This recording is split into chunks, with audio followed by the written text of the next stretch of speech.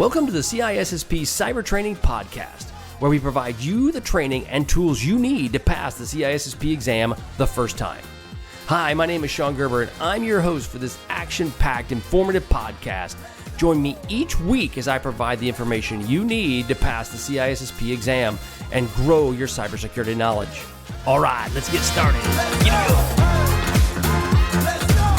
Hey, I'm Sean Gerber with CISSP Cyber Training. Hope you all are having a beautiful day today. Today we're going to be getting into domain 5.5 of the CISSP. And so we're going to get into various aspects around deprovisioning and role definitions. So it's going to be, whereas every week we transition, we go from domain to domain to domain, and we then take a small subset of each domain and we kind of drill down into it. And this is 5.5 is what we're going to roll into. Now, before we get started, one thing I wanted to bring up was an article that I read in InfoSecurity magazine. And it talks about how only 5% of the boards, and this is a board of your individuals that are part of your company that sit on the board. Like you have your CEO. Your CEO usually reports to the board, and the board is a group of people that will then help guide and direct and give strategic guidance for your company. And only 5% of the boards have cybersecurity expertise, despite the financial benefits they are able to discover and demonstrate. Now, this report that came out by Diligent and BitSight talks about this in the fact that the cyber experts on the board will range from as many as 10% in France down to just 1% in Canada. Now, if you're in the United States and you realize this, well, the United States hasn't even made that lists. And I would say from my perspective, when I was in a cybersecurity professional with a private company, I wasn't on the board. And it was an interesting factor that no matter how much I tried to get on and get in front of those leaders, that would not happen. And a lot of it comes down to is they just didn't understand the overall need for something like that within their organization. Now, the study observed the significant improvements in the cybersecurity performance when these experts were integrated into the specialized risk committees. So they're basically giving some guidance into these various risk aspects.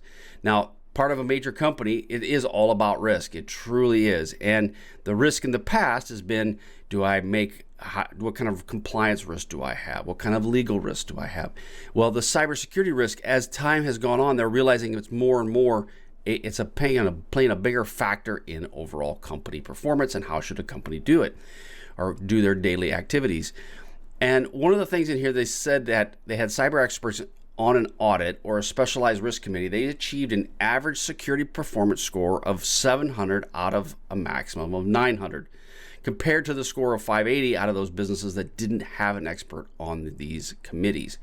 And it makes sense. I mean, honestly, if your board is connected with the security risks of your company and of your domain, they're more apt to understand how should they then transmit that into adding protections to avoid these risks for their company.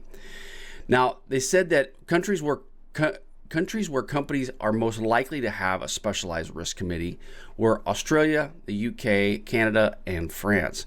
And so as you can see, there's a little bit stronger correlation. Now, if you also can kind of see it in the fact that the UK and France obviously are part of the GDPR piece of this. They've been more compliance driven. And so it's understandably so that there's probably a little bit more push for the cybersecurity professionals in that space.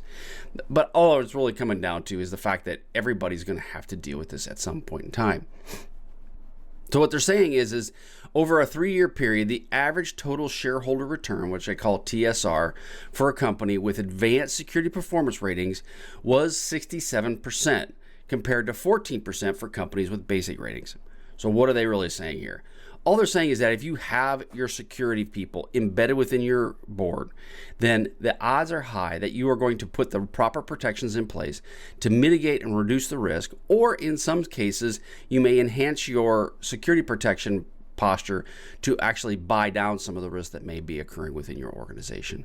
And that's basically it. It really comes down to is there's ways for you as a security professional to then impart that onto your senior leaders in a way that will then reduce their risk, which in turn has a financial gain to it by reducing the exposure to your company. And then thus by reducing that exposure, you limit yourself to fines, you limit yourself to ransomware attacks, you limit yourself to many other aspects. So The ultimate goal of this article is just to say, if you can get your security people in where they need to go, as far as the company goes, there's a high likelihood that you'll be in a position to protect your company long term, and you'll be able to increase the financial posture of your organization by reducing the risk that they have. Okay, so let's get into domain 5.5, and the aspect is deprovisioning and role definitions. So one of the main factors that you're going to deal with as a security professional within your company is you're going to have to deal with roles, and you're going to have to deal with how do you manage those roles. And so we're going to get into provisioning and onboarding. How would you deal with something like that? We're also going to roll into account maintenance and access reviews, obviously deprovisioning and offboarding of those accounts as well, and tools for identity and access management. So those are some of the big factors that we're just going to cover in today's podcast. So first off, enrollment of users, right? So one of the aspects you're going to understand as a security professional is when you have to bring in new people to your company, you have to enroll a person in your organization. And by doing so, you're going to need to establish their digital identity. Now, I've just started on with the company as a contractor. The company then had a way to ingest me into their system. As they ingested me into the system, they had to have a way to provide who is my identity, who am I, what access do I have, and then they allowed me in. But I had to go through various identity proofing steps to ensure that, hey, Sean Gerber is who he says he is. And these steps are important because obviously we want to make sure that we get the right people, the correct people within your organization, and therefore you can limit the fact of somebody that could then walk in and be part of your company. Now, in a previous life, I've done that. I've actually been able to get myself established within a company by using just impersonated credentials and the ability for them just to create accounts and for them to provision me access and equipment as needed to be able to gain access to this information. It can be done. And having a good enrollment process in place, especially if it's automated with some level of tools. But I come back to this of when your tools are important and the technology is important, but it's people, processes, and technology. You have to have all three. And this is important that you have all three, especially when you're dealing with enrollment of various users within your company and within your organization. So how does this begin? Well, it often begins with identity proofing the creation of an identity record, or something similar to what they would call that within your company, what they call an identity management system, or IDMS. Now, you may have different types of IDMSs that are in place. They could be from as simple as you have just an account with an Active Directory, or they could be a very complicated system in them of themselves. Now, when you deal with the term identity proofing, this is a process by which you verify the identity user or the identity of the user who requests access to your organization. Now, this involves collecting validating identity information such as passports, driver's license, national ID card, as well as biometrics or behavior factors. Now, like I mentioned earlier, I had to actually be part of, as I'm adding into LinkedIn, let's go for an example. I had to add, to verify who I am, there was a specific identity proofing process that I had to go through to include identity of my driver's license, address, so on and so forth. They wanted to verify who I am to the LinkedIn or ecosystem. Now, this can be done in person, obviously, or remotely. And in today's world, remotely is probably a big chunk of it, but it depends on the level of assurance that may be required. Now, depending upon the access that you may need to have, they may want you in person and so that they see eyeball to eyeball.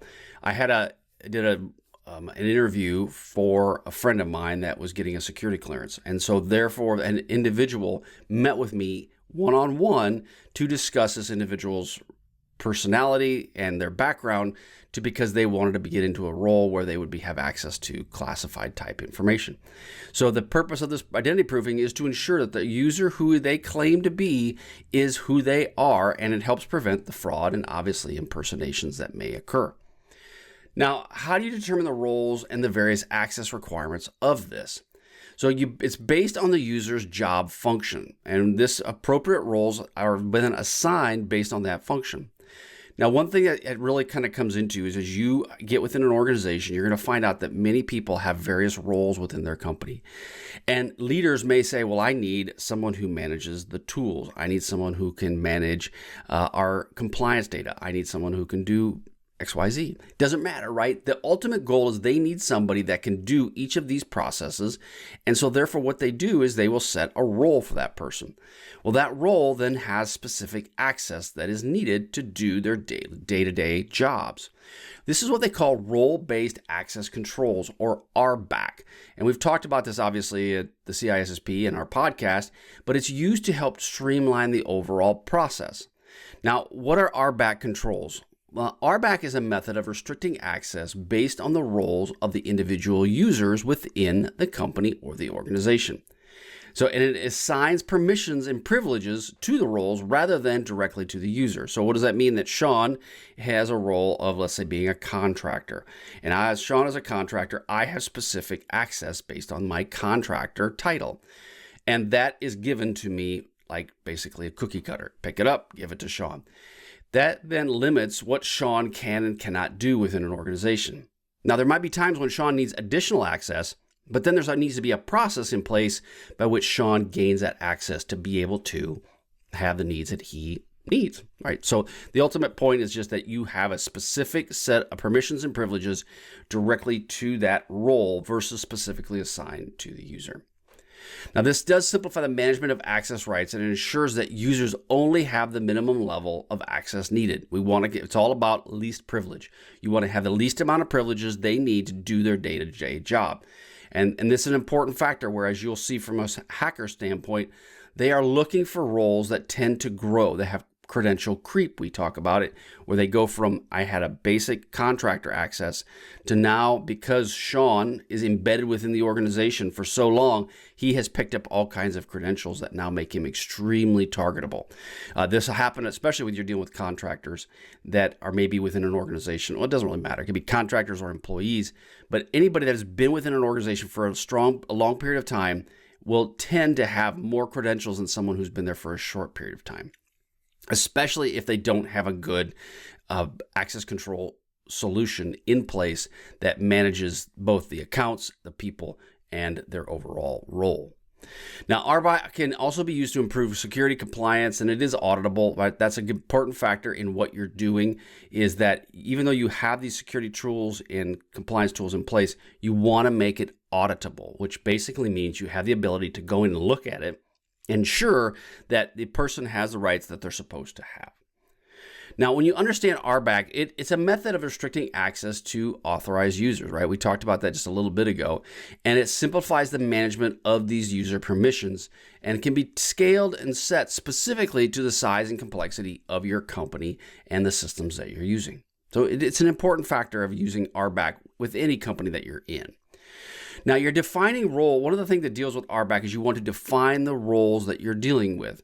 The identification of the function. The roles are created based on the job function and the responsibility. So keep that in mind. The roles are created based on job functions and responsibilities. So Sean's job is to pick up this box and move it over here.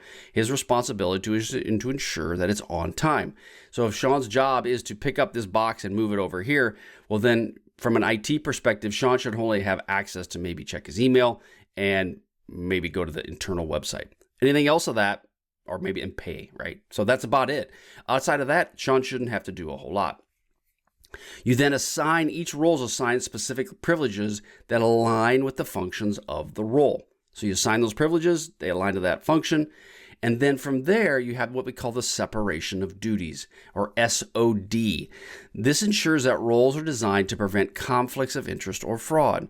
So as an example, I had in my previous job, I dealt with my SAP folks. So it was their enterprise resource planning, ERP.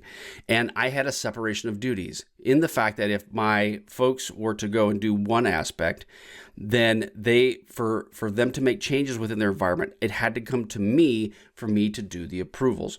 And once that approvals happened, I was the person out of band I was the separation of duties, is that people that were in SAP couldn't approve their own aspects. They could approve parts of it, but if they truly wanted to make it secure, you then have a second person on the outside of that team that would then approve those changes that would go into the environment. That is what they call a separation of duties. So it kind of look at it as a way also that if you are on a nuclear submarine, not one person can launch the nukes. It would require two people to do so. So there has to be some level of separation between the ability to and do those functions. Role hierarchy. Now, establishing a hierarchy of roles for the inheritance of permissions and effective management of multiple roles is really important. So what does that mean? It means that you have role A, role B, role C. Well, each of those has the ability to inherit permissions based on what the role is supposed to do. Now, you may want to always audit that to ensure that they don't inherit too many permissions, but you need to have the ability for those roles to inherit those permissions to allow it to be accessible and useful within your organization. There's another topic called role engineering. This is the process of defining, deploying, and maintaining roles that need a specific business process, and then they work into actually translating those into some sort of security role. But you have role hierarchy, role engineering, and then you have role management. Now, role management is where you provision these accounts, right? And this is part of the overall onboarding process.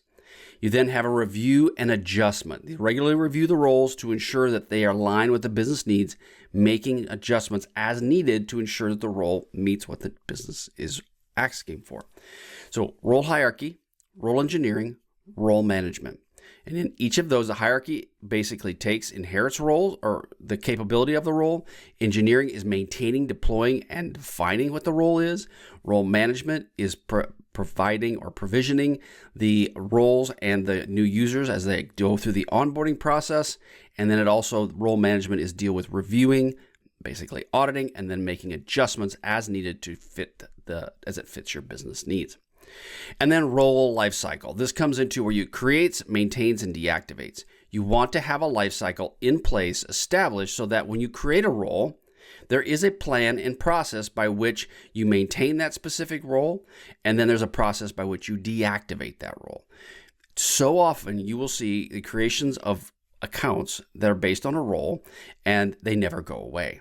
And they've established them, but they didn't go back and do any sort of maintenance on these, and then therefore they didn't even deactivate them in the future. So the goal is that as from a hacker standpoint, they are looking for all of these accounts that have been created that have never been cleaned up and that are still active. And then they're looking for accounts that actually have the ability to expand their influence beyond what their current place is. So again, role lifecycle with the creation, the maintenance, and the deactivation of these roles is extremely important. Tools and technology, you need to, like you talked about earlier, I use an identity management system, IDMS, or other type of technology to help support your overall role management plan. So you want to have tools. Tools are very important, but I stress that if you don't have a good process in place to manage your tools or to manage your overall plan, no matter how many tools you throw at this, you're still going to have the same problem. Now, the tools may help in some cases create a bit of a process for you where you've just bought the tool, and in the tool there is a process that goes from A to B to C to D, and that may be great, but that's very stovepipe. It's very narrow. You need to have something where you actually are going out there talking to people and building a process from A to Z. It's that important. See it time and time again of why you need to do that. And then the last thing is compliance and auditing. You need to ensure that the role, definition, and management practices comply with the relevant laws, regulations, and standards. You have to do this. As a security professional, it is upon you to make sure that you are in compliance with the various laws and regulations within your organization. And I mean, obviously you have a compliance team, but like I've mentioned before, compliance is highly dependent upon security in many cases, not all, but in many, because the security is a technical, and it's not like the compliance people aren't smart to figure this out. They're very, very intelligent. The challenge is, though, is their language is compliance. My language is cybersecurity. I understand security, but I don't always understand the terms of compliance the way they should be. Therefore, it's a good partnership between the compliance people and the security people to really have that great relationship so they can communicate well between the two. That's the only difference. It's really important as a security professional that you build relationships with not just your IT brethren and sisters, is the fact that you build them with your compliance, your legal teams, your ethics teams, and so forth. It's an important factor in what you're doing. Okay, so provisioning accounts. So once the roles are determined, user accounts are created across various systems and applications. This step includes setting up the authentication credentials and assigning specific rights based on those defined roles.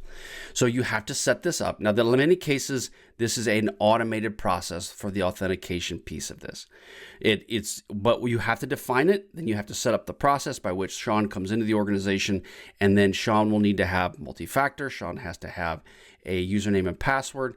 Different access rights will basically be defined for what Sean has to have. And then once Sean comes into the organization, then assigned a specific set of access rights will be given to Sean when he enters into the organization itself. Now, these predefined roles are a way of grouping access rights based on common function and responsibilities. Many times you'll see people that go, well, I'm special because I do it this way, and Joe is special because they do it that way. There's nothing against that. That's probably the case. But getting a predefined set of rules is a very good place to begin. And then for their specialty, for their specialness that they have, you can add that specifically specialness to them. And these are a way, though, of grouping them into different functions that are easily understood and can be easily audited. It's an important part is that you really want to have a standard set of groups so that you can audit your engineers, you can audit your accountants. It makes it so much easier to have these predefined roles. Now, some of these roles would be administrators, your managers, accountants, engineers, salespeople, and so forth. Each of those would have potentially their own specific role. And so therefore, your salespeople may need access to certain parts of your financial systems, whereas the IT person doesn't necessarily need that. Your engineers probably don't need that at all, but your engineers need to be part of your overall engineering suite. So they need to have specific predefined roles that you want your folks to have access to. Now, each of these roles would have a set of permissions that allows them to perform certain tasks and access certain resources. They do simplify the process a lot by assigning a manager or by assigning managing accounts. So as an example would be if you have an account and Sean, well, I'll just give you an example of me. I left an organization, left my company to become a consultant. Well, in the process of leaving my company, my role then had a managing individual. This managing individual then got access to all of my accounts, and they were able to see into my accounts to ensure that I was doing what I was supposed to be doing.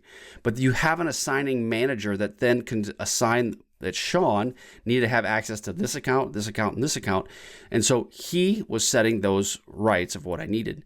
But then also when I left the organization, he had access to my data. And that's an important part too that is sometimes forgotten, that by having a managing person who can control the accounts of all the people he or she's underlings, it does allow you to have access into the data that they may have within your company. So it's really important to have that piece. And sometimes we don't talk about that, but having a manager that will control those accounts is an important piece going forward. Now, you want to enforce these roles have the principle of least privilege, which basically means they can only have access to the things they need to have access to. And you hear this a lot with the CISSP. You need to have least privilege. Now, least privilege at the beginning, in many cases, is relatively easy. Least privilege over time, that gets really squishy very quickly. So you need to understand that least privilege is an important factor in minimizing the risk to your organization. Now, predefined roles are defined by the security policy and the business requirements for the organization. They should be reviewed and updated regularly, ensuring that they reflect the current need and the goals of your company. I've seen this, done it myself. Had the policies in place, life gets busy, you get moving, you forget to go back and update your policies. So your policies need to be an annual update that you go through and you look at, and you're managing those updates to ensure that you're looking at them and keeping them forefront in your mind. Now, again, predefined roles are not static or rigid. When you set the role up, it's not a set it and forget it mindset. You have to set the role, you have to make sure it meets your needs, and then you should go back and redefine and look at those roles on a periodic period. what is that periodic period? That really comes down to you. How big is your organization? How much movement do you have within your company? And then when the changes that are occurring, you get a ticket that comes in and says, hey, Sean needs access to this. And then Bill needs access to this. And you see over time that Sean and Bill really needed access to these things. Why don't I add that to my predefined role? But that takes time, and it takes time for you to go through and walk through each of those individual aspects. Now, they can be customized, modified, or in various cases, they can be actually, people can have temporary assignments, cross-functional teams, or any type of emergency situations. You can have these predefined roles customized to accommodate these special needs.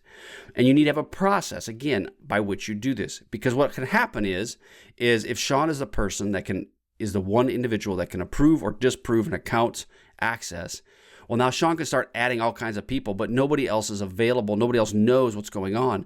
So when Sean leaves, you have all kinds of access of individuals that really shouldn't have this access. As an example, administrative accounts. If you want an admin account within an organization that I was with, you had to have an approval from compliance and you had to have approval from me to get it. So it went all the way up to me to approve if you got an admin account. Why? Because I didn't want individuals within our organization to just have administrative rights without having some level of oversight and questioning why do they need it. And in many cases, 90+% of the time when I challenge them of going, why do you need this? They didn't have a good reason for it. And so because of that, then we really limited the amount of exposure our company had, because not just granting administrative rights to everybody under the sun. So again, that's an important part of your predefined roles. Now, predefined roles are not the same as user groups. User groups are a way of organizing users based on a common attribute or characteristic, such as location, department, or project. That is not how predefined roles are set up. Now, the role may be that you have people in that are just, all your accountants are in one location, but that wouldn't be because of the role. That would be because of the fact that they're a specific group.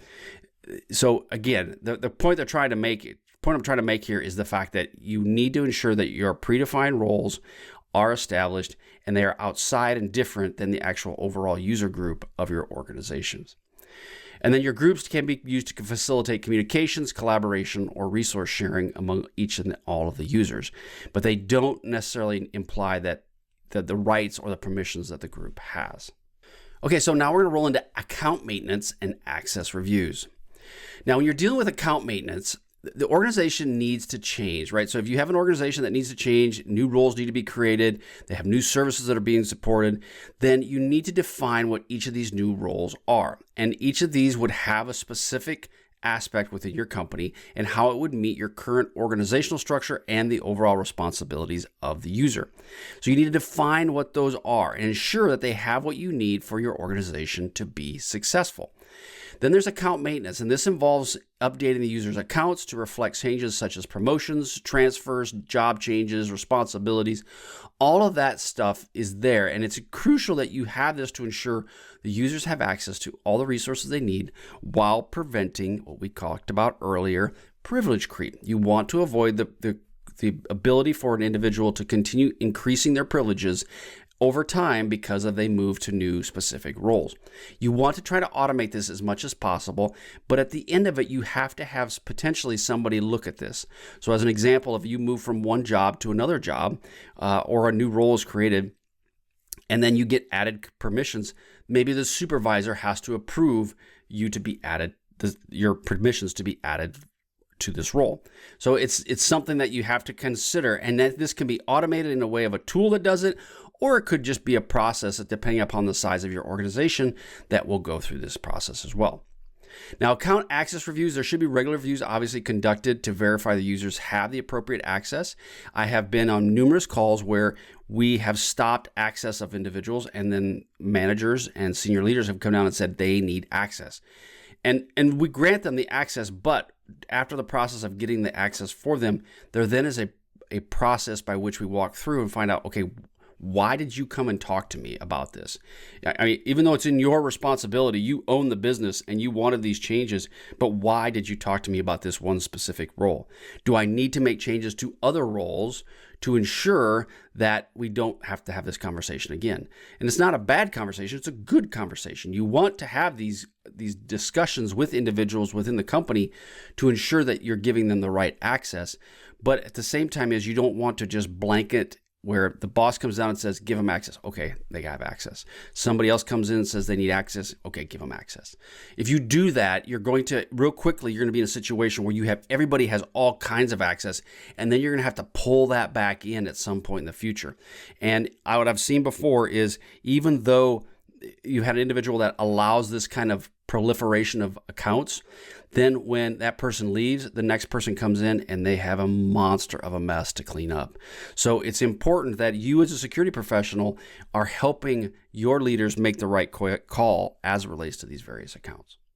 Now, deprovisioning and offboarding. So again, you brought them on. They've got the access they need. Well, now they're leaving the company or they're moving on to a new role. What do you do then? Well, that's deprovisioning and offboarding.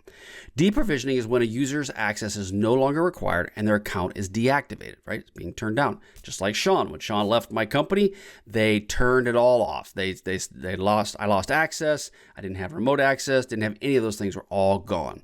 And this should be immediate upon termination of an employment to prevent unauthorized access. And I've seen this time and again where this didn't happen and bad guys and gals have gotten into the network and done bad things because they still had the access that should have been revoked and turned off.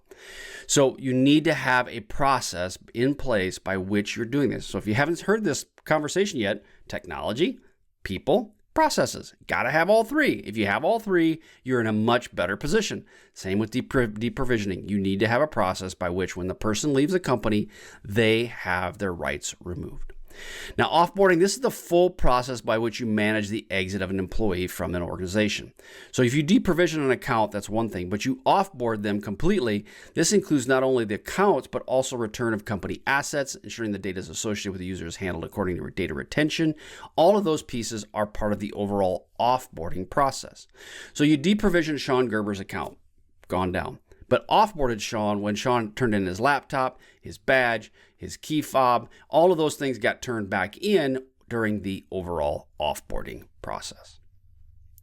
Now, what are some tools that you can use for identity and access management that are tied into this overall account provisioning piece of this?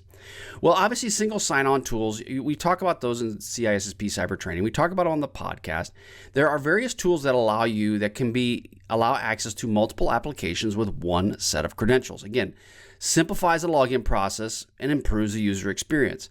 The good part about that is that when you do the deprovisioning of these accounts, they immediately will lose access because of the single sign-on tools. It cascades through, and you now limit the access to the individual once they have left the organization. It also allows you to provision them very quickly as well. With the ability to have the single sign-on, you now don't have multiple sets of credentials that an individual has.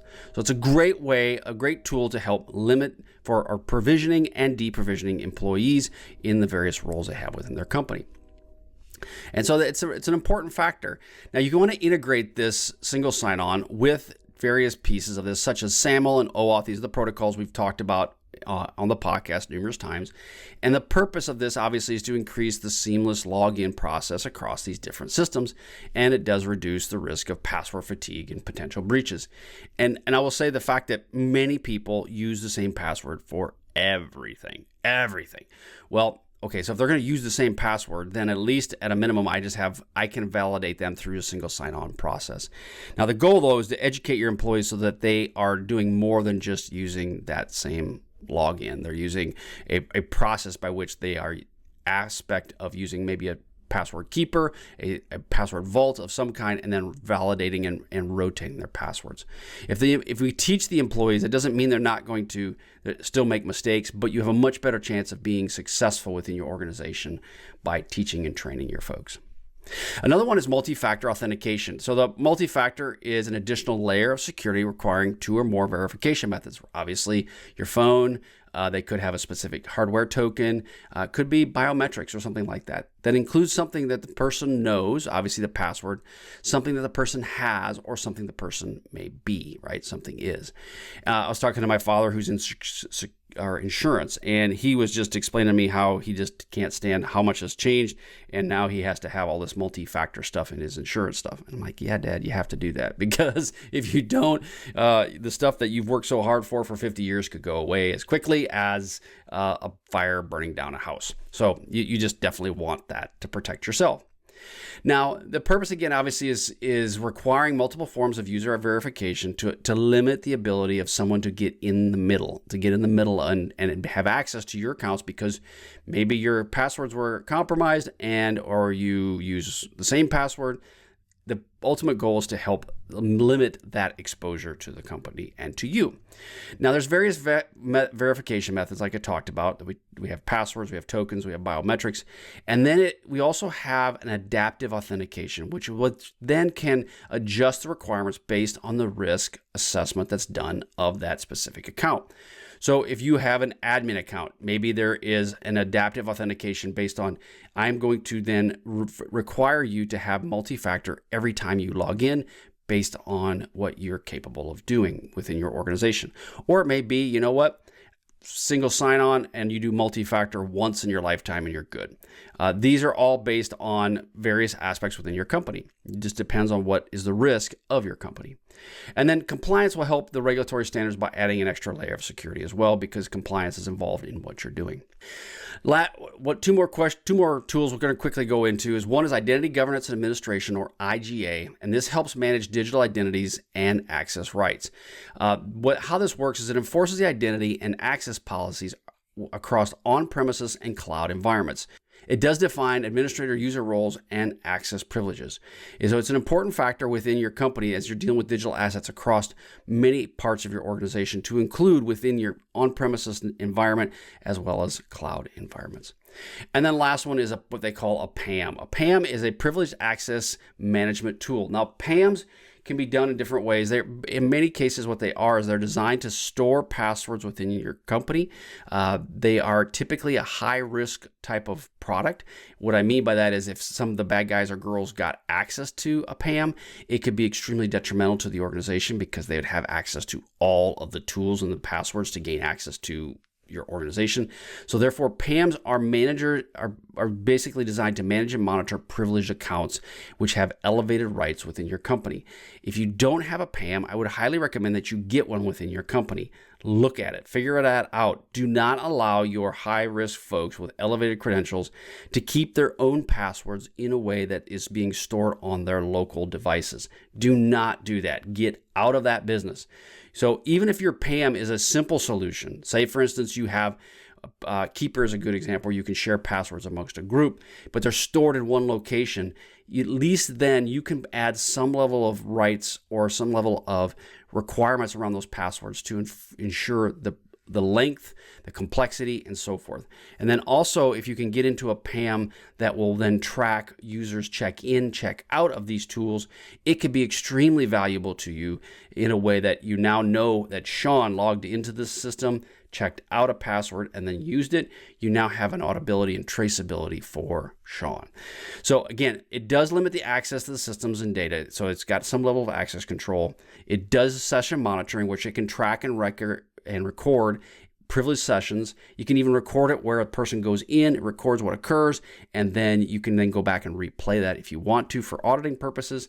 And then it does identify potentially high-risk locations where you want to ensure that you have additional levels of protection to overall buy down or reduce the risk associated with potential privileged account misuse. I've seen it time and again. It's one of those that's a big, huge factor within companies that is often overlooked. Okay, that's all I've got for you today at CISSP Cyber Training Podcast. That's all we have for today's podcast. And again, want to go back and just reiterate, go to CISSPcybertraining.com. Go check it out. I got a lot of stuff that's free for you. These videos are there. The audio is there.